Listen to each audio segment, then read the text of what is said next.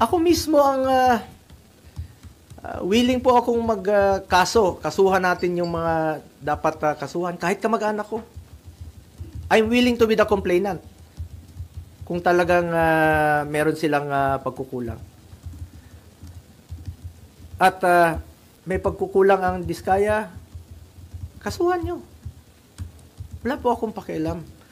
Gusto ko accountability. At I'm urging the Diskayas and lahat ng witnesses, please lang, sabihin niyo yung totoo.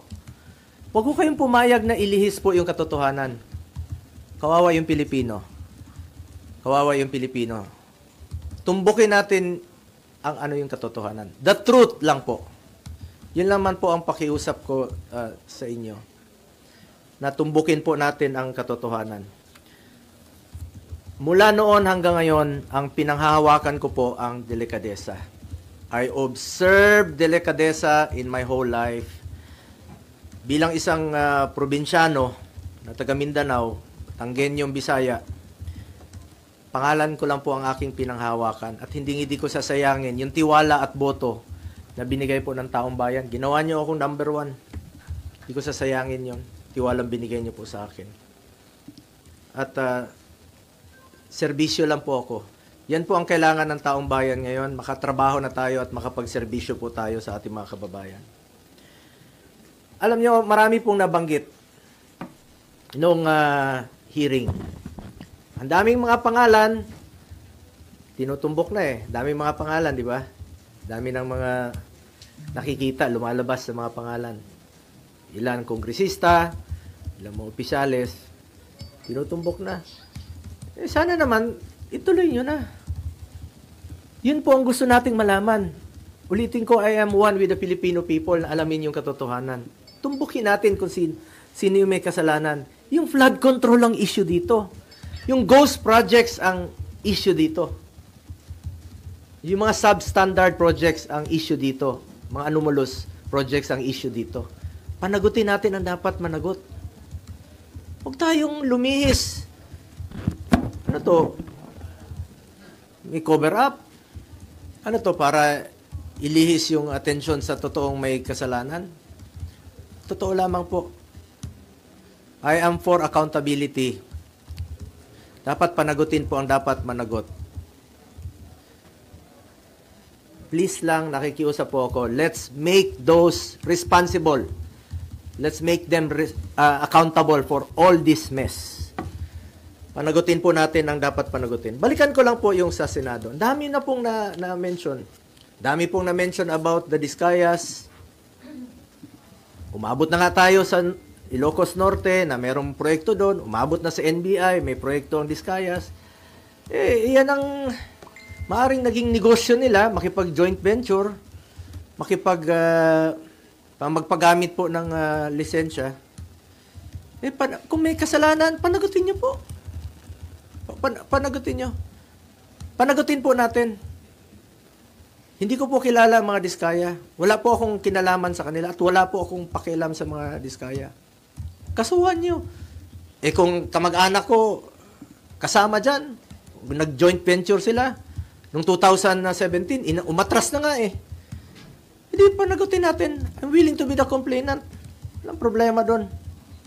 Willing po ako na isa ako sa magiging complainant. Huwag niyo po ipahid sa akin ang dumi para kayo ang pumuti. Huwag naman po ang ganun. Panagutin natin ang dapat managot dito. At isa po tayo ang ating layunin. Managot po ang dapat managot. Ang dami na pong nabanggit na kasama ng Diskaya, joint venture ng Diskaya. Yun ang imbestigahan. I am one with ICI. Secretary Vince ng DILG, I'm one with you. I'm one with the Ombudsman. Panagutin yan dapat panagutin. Kilala po ako ni Secretary Vince noon paano ako magtrabaho. At hindi po ako nakikialam bilang isang public servant. Noon, government employee, 2001, 1998 pa po, sa congressional office ni former President, former Congressman, former Mayor Rodrigo Duterte. nang naging mayor siya, isa lang po ang pinakiusap ko noon. Sabi ko, pag pumasok yung kamag-anak ko sa government transaction sa City Hall, I will resign. Pag pumasok sila sa Malacanang noon, I will resign.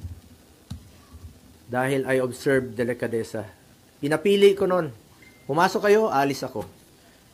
Yan lang po ang puhunan ko rito. Ulitin ko, delikadesa. Hindi ko po kontrolado ang negosyo ng sino mang kamag-anak ko. Ilang beses na po ako naging issue ito. 2018, bago mag-eleksyon, naging issue. Bago mag-eleksyon ng 2022, hindi naman ako tumakbo, naging issue ng 2021. Bago nag-eleksyon, 2025, kinasuhan ako ng 2024. Mapigilan mo bang may negosyo sila? May mga negosyo po, kahit sino sa atin, may mga negosyo po ang pamilya natin. Wala pa ako sa mundong ito, may negosyo na po ang pamilya ko. Ang tanong po dyan, nakialam ba ako, binigyan ko ba ng pabor ang aking kamag-anak? Hindi. Nakinabang ba ako sa negosyo nila? Hindi. Because I observed delikadesa. At hindi ko po babaguhin yang aking prinsipyo, yung delikadesa po. Kung may kasalanan sila, hindi ko naman mabigyan ng negosyo, kung anong mga negosyo pinasukan nila, uso po yung name dropping. Kahit sino nun, ilang beses ko nang sinabi rito sa hearing, pag ginamit yung pangalan namin ni former President Duterte, consider it denied. Kasi marami pong mga nag-name drop, nakakilala, magpa-picture na ganito. Walang katapusan po yan na issue. Habang nandito po kami sa gobyerno, walang katapusang issue po yan na gagawin sa amin. Kaya ako, inunahan ko na lang po. Meron siya nagsasabi na may magpa-file na naman next week ng kaso, katulad nung kinaso last year, kaso against itong sa pamilya ko na naman. Mapili ko ba yung kamag-anak ko? Kung pwede lang pumili ng kamag-anak, papalitan ko yung kamag-anak ko. Makapili ba tayo ng kamag-anak? Siguro hindi po titigil ito unless na lang palitan ko yung kamag-anak ko. Or, kunin ng Panginoon yung kamag-anak ko, yung tatay ko. Hindi po ako papayag na manghihimasok po sila sa trabaho ko. Ako po ay isang senador, hindi po ako negosyante, hindi po ako kontraktor. Tatrabaho lang po ako para sa Pilipino. Ngunit ang issue po rito ngayon ay sana po huwag malihis po yung katotohanan. Magulo po yan pag ililihis nila yung katotohanan. Nag-aantay po ang sambayan ng Pilipino. Hindi ko kilala yung Diskaya at let me repeat, hindi po ako nakikipag-usap ng any government contracts o government transaction. Nung naging senador po ako, naging SAP po ako noon, maraming lumalapit, humingi ng tulong lang po ako sa kanila. I'm the most accommodating person, sa totoo lamang po, sa panahon ni Pangulong Duterte. Pero hindi po ako humingi ng kapalit. Sinasabi ko lang, gawin nyo lang yung tama. Just do what is right. Lalong-lalo na po sa mga natulungan ng mga nasa gobyerno po. Hindi natin maiwasan, uso yung mga name dropper, walang katapusan gagamitin yung pangalan mo. Ulitin ko lang po, kung may pagkakamali o pagkukulang man ang kamag-anak ko, ako na po mismo ang magpapakaso at magpapakulong po sa kanila. And it would be very unfair on my part na po na maging dahilan pa ako na hindi na po nakipag-cooperate ang Diskaya dahil meron silang pinoproteksyonan. Ako na pong nananawagan muli, not only sa Diskaya, nananawagan po ako sa lahat ng witnesses. Diskaya, lahat ng contractors, magsabi kayo ng totoo. Magsabi kayo ng totoo. Tumbukin po natin yung talagang mastermind. Papunta na eh. Papunta na doon sa mastermind eh. Sa ICI, alam niyo sino yung mga mastermind. Tumbukin niyo po. Sa DPWH, sa Ombudsman, tumbukin niyo yung mastermind. Sino po yung mga nasa likod nito? Nag-aantay po kami. Nag-aantay ang Pilipino na meron pong mapanagot. Umaatras na ngayon. Paatras na ng paatras. Sir, can we Pa ask questions? Katapusin ko lang po. Uso kasi yan ngayon eh. Puputikan ka ng itim para sila ang pumuti. But I trust our people to see through the noise. I have stood by them through floods, fires, earthquakes, and the pandemic. I earned their trust not through words but through action. Serbisyo po ako at pagmamahal, pagmamalasakit sa Pilipino. At hindi ko po sasayangin yung tiwalang binigay niyo po sa akin. I will never walk away from them. Sa katotohanan lang po tayo, ang pakiusap ko lang po, sa katotohanan lang tayo. Lumabas po yung totoo muna. The truth lang po.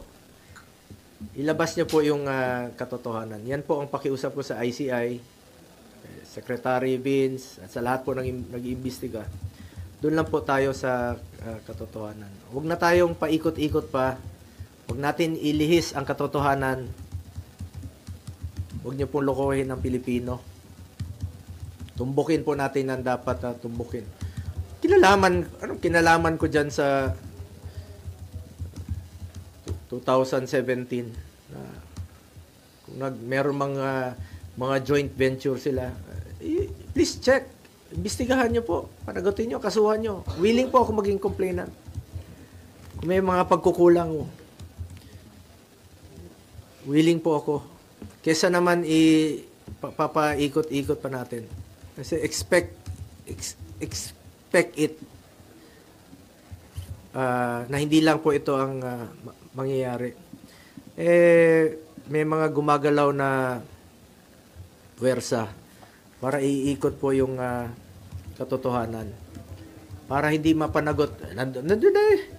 Klarong-klaro na dito. Nag-imbestiga na tayo dito sa Blue Ribbon Committee. Marami nang lumalabas. Ang dami-daming mga kongresista na sila mismo ang kontraktor. Sila mismo. Congressman talaga na kontraktor. Yung kontraktor talaga. Sila mismo. Kung layo ko dyan, ang kinalaman ko dyan, pigilan mo ba magnegosyo yung mga tao, mga kamag-anak? Hindi natin mapigilan. Basta walang kalokohan. Ayaw ko po ng kalokohan. Ever since, ayaw ko po ng kalokohan.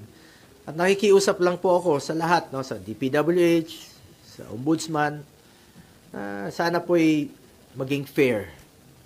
Tumbukin natin ang katotohanan at sana naman po, wag naman po akong gawing dahilan na hindi mag-cooperate dahil merong tinatago at pinoproteksyonan. Ako na po ang nagsasabi. Ako po ang nagsasabi. Please lang, sabihin niyo po ang katotohanan. Katotohanan lamang po. Ilabas niyo po yung katotohanan. And let me repeat, hindi ko po kilala yung mga diskaya. So, balikan ko yung joint venture na trabaho nila. Tingnan niyo kung tapos na. Kung napakinabangan naman ng taong bayan. Kung napakinabangan, may COA po. Trabaho ng COA yan to check kung tapos na po at napapakinabangan at meron bang problema. Kung may problema, kasuhan niyo po. Please. Ako na po nagsasabi, kasuhan niyo po. Wala po akong kinalaman dyan. Wala po akong pakialam dyan sa kahit na anong negosyo. Nakafocus lang po ako sa trabaho ko bilang senador. Sir, there are claims that the Discayas might be protecting you. You already said you don't know them, but is there any reason they could be protecting you at this time? Sabi ko nga, sabihin nilang totoo eh. Ako na po ang nagsasabi sa Diskaya, sabihin niyo yung totoo. Kasi biglang nalihis yung objective dito, ang tinutumbok natin dito, sino yung mga buhaya? Tinutumbok natin sino yung mga buhaya talaga, malapit na eh. Lumalabas naman eh. Yun ang hanapin ninyo, panagutin nyo, kasuhan nyo. Eh ngayon, bakit kayo atras? Ang layo eh. Ang layo ng inatrasan nyo, parang cover up na ang nangyayari. Tumbukin ninyo yung mastermind. Ang issue dito yung flood control at yung mga ghost projects. Bakit aatras ka ngayon? Kaya ako nananawagan sa lahat ng mga witnesses, magsabi kayo ng totoo. Wala kayong dapat itago. At wala silang dapat proteksyonan sa akin dahil wala po akong kinalaman. Hindi ko naman sila kilala. Hindi naman po ako nag-i-involve sa any government transactions. Hindi po ako nakikialam dyan. Wala pong makakapagturo na may kinausap po ako, nakisali ako sa any government transactions. Senador po ako. Trabaho lang po ako dito, nagsiservisyo lang po ako sa taong bayan. At hindi ko nga sasayangin yung tiwalang binigay ko po. Hindi ko sasayangin tiwalang binigay nyo sa akin. Mas problema tayo ngayon, mas gugulo ang bayan pag ilihis nyo po ang katotohanan. Marami pong nag-aantay sa ngayon. Malaman yung katotohanan at matumbok ang may kasalanan at may pananagutan dito sa mga ghost project, dito sa mga flood control projects po. But sir, would you be willing to cooperate with DPWH, Ombudsman, ICI with the investigation Sabi ko nga, po? willing pa akong maging complainant eh. I'm willing na maging complainant kung meron po may kasalanan dito. Sabi ko, kahit kamag-anak ko, I don't care. Kung may kasalanan sila, kasuhan sila, ako pa maging complainant. Pag may pagkukulang sila, substandard, pagkukulang, panagutin sila. So, wag lang pong paatras yung investigasyon. Since ito yan, nagpapalipert po pala yung kanina. Binabalik yung malapit na. Alam naman ng taong bayan, sabi ko nga, paakyat na eh. Lumalabas na sa mga hearings dito, sa investigation. Alam naman natin kung sino yung mga nagpupondo, sino yung mga totoong mga contractor, sino yung mga involved sa anomalous projects. Eh, lumalabas na yung katotohanan eh. Paakyat na paakyat eh. Habang paakyat, inililihis po sa katotohanan. Umaatras, binabalik sa administrasyon ni former President Duterte na wala naman pong basihan. Hindi ko naman sinasabi na perpekto yung administration ni former President Duterte noon. Pag may nababalitaan siyang involved sa corruption, tinatanggal naman niya. Hindi ko sinasabing perpekto. Ngunit ito ngayon, nandito yung malala eh. 22 to 25. Nandito yung malala. Hindi naman puputok yan kung hindi malala eh. Sir, tingin yung target po kayo? You're being targeted? Sigurado. Kasi sabi ko nga, unti-unti na kaming ni-eliminate. Pag-identified with the past President Duterte, in-eliminate. Taong bayan na po ang humusga. Alam niyo naman kung sino yung nagtatrabaho. Alam niyo naman kung sino yung nagsiservisyo lang ng tama. At alam niyo po kung sino yung talagang totoong nagmamalasakit at nagmamahal sa Pilipino. So sir, para po sa inyo, yung announcement po ng investigation dun sa CLTG ay panglilinis lang? Yes. Bakit? Ang layo eh. Binuksan ko na yan dito. Ako na nga mismo eh. Tinanong ko na nga sila. Di ba tinanong ko na sa hearing? First hearing po ng Blue Ribbon Committee, isa yan sa aking unang tinanong. Naging transparent po ako. Una kong tinanong yan. Sabi ko, sa inyo, meron kayong joint venture? Yes. Tapos na? Yes. Napakinabangan? Yes. After 2 months, babalikan mo, tas sasabihin mo na hindi na nag-cooperate, pinoprotection. Open nga yun. Andyan bukas po yun sa hearing sa Senado. Sabi ko, willing po ako to cooperate. Willing po tayo malaman ang katotohanan. And willing po ako na ako pa maging complainant dito kung kakailanganin. Kahit kamag-anak ko, kasuhan nyo kung meron silang kasalanan at may pagkukulang yung kanilang mga trabaho. Let me repeat, wala pa ako sa mundong ito, hindi pa ako pinapanganak, may mga negosyo na po ang pamilya ko. Hindi pa ako senador, may mga negosyo na po yan. At for the record, retired na po yan. 2019, may facts dyan, may katotohanan dyan. Retired na po yan, 2022, 2019, wala, hindi na po sila involved. Ngayon ko nga lang na-discover recently, nung nabuksan po yan dito sa hearing, kaya ako na po mismo ang nag-research. Importante, hindi siya anomalous. Importante, wala siyang kalokohan. Sabi ko nga, hindi, expected ko na po ito at wala pong katapusan ito hanggang hindi ko palitan ang kamag-anak ko o hindi sila kunin ng Panginoon. Based on your research, wala kayong nakitang anomalous doon sa company ng tatay niyo po, tama? Ganun po ba, sir? Apo. Sir, sino yung retired? Yung tatay, yung license nila, So they're not operating anymore? Yes, no more. Since when? Ito, last po yata nila is 2019 at officially 2022 retired na po sila. As in retired na, parang wala na, parang sinara na po talaga noon pa. At parang tinapos na lang po yata nila yung kanilang trabaho noong 2019. At hindi na po sila nila ginagamit. Alam niyo itong Diskaya, uso yung ginagamit yung lisensya. Uso yung joint venture noon kahit saan po. Kahit sa sabi ko, umabot na nga ng Baguio, umabot ng NBI, umabot ng Ilocos Norte.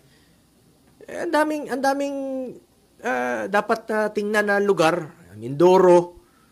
Bakit ka atras doon sa 2017 sa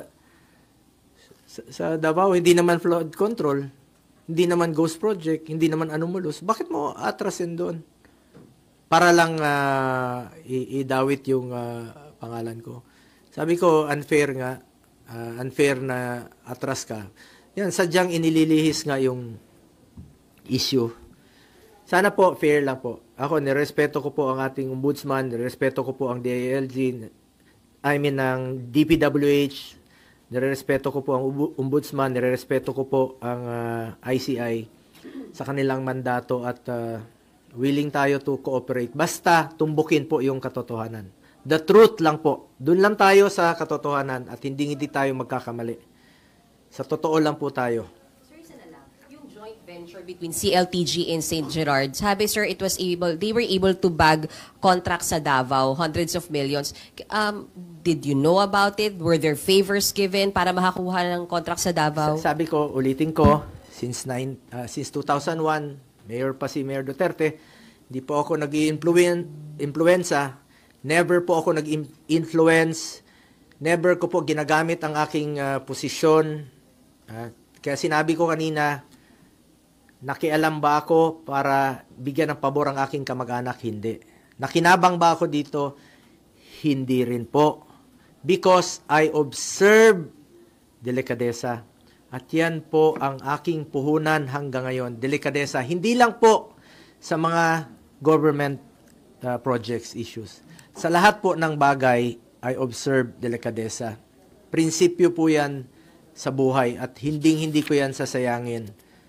Yung binigay niyo pong tiwala sa akin. Let me repeat, I observe delikadesa. Kung ano man po yung napanalunan nila noon, kanila po yun. At recently ko lang po nalaman, kaya nga po, tinake up ko rin po sa Blue Ribbon Committee. Tinanong ko yan doon sa kanila. At sinagot naman po ng mga Diskayas. Wala po ako tinatago. Ako na nga mismo nagtanong eh. Nasa records naman po. Tingnan niyo lang po sa records. Ako mismo ang nagtanong sa kanila. Sino yung tingin mo naglilihis ng issue para mapunta sa inyo? Alam naman natin kasi meron nang natutumbok eh. Meron na pong natutumbok na mga tao. Sa taas yung mga involved talaga rito. Yun po ang I'm sure isa sa mga rason na inililihis na po ang issue. But I'm appealing sa mga kababayan natin, sa kapwa nating Pilipino, please, wag ho tayong pumayag. Wag ho tayong pumayag na lokohin po tayo. Wag ho tayong pumayag na ilihis po yung totoong issue rito. Yung mga flood control, yung mga ghost projects. Yun po ang tumbukin dapat. Kung sino po yung may kasalanan, panagutin po natin. Yun ang dapat tumbukin. Ulitin ko,